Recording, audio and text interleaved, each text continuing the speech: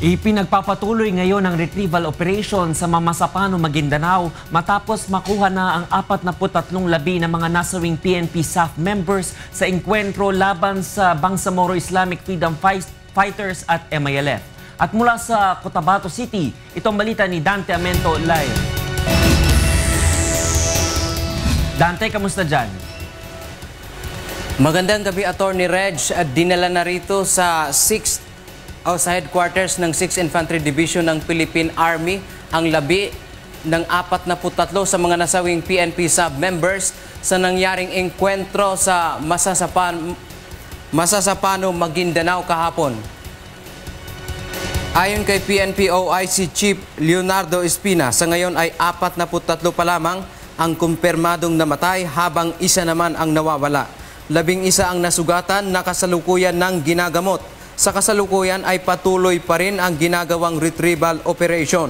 Kaugnay nito, Attorney Reg, bumisita dito sa sa Cotabato City si Department of Interior and Local Government Secretary Mar Rojas kasama sina AFP Chief of Staff General Pio Katapang, PNP OIC Leonardo Espina, Defense Secretary Voltaire Gasmin at Presidential Spokesperson Edwin Lasierda.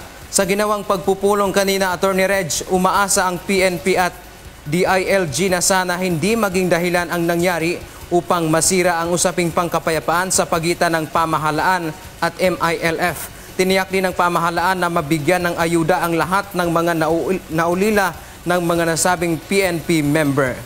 Sa ngayon, Attorney Reg, wala pang binigay na kumpirmasyon, partikular nga itong PNP, kung ilan talaga ang nasawi sa panig naman itong mga kalaban. Yan man ang ating balita mula dito sa Cotabato City, Attorney Reg. Dante, isang katanungan lamang, no? So, yung 43 na namatay dyan, pwede pang tumaas dyan. Meron bang nasabi kung ano yung range ng mga maaring biktima ng nangyaring trahedya dyan? Yes, Attorney Reg, gaya nga po ng sinabi kanina ni PNP OIC Leonardo Espina na isa yung kasalukuyan nilang pinaghahanap. Sa ngayon, yun pa lang yung sinabi nilang malinaw sa kanila.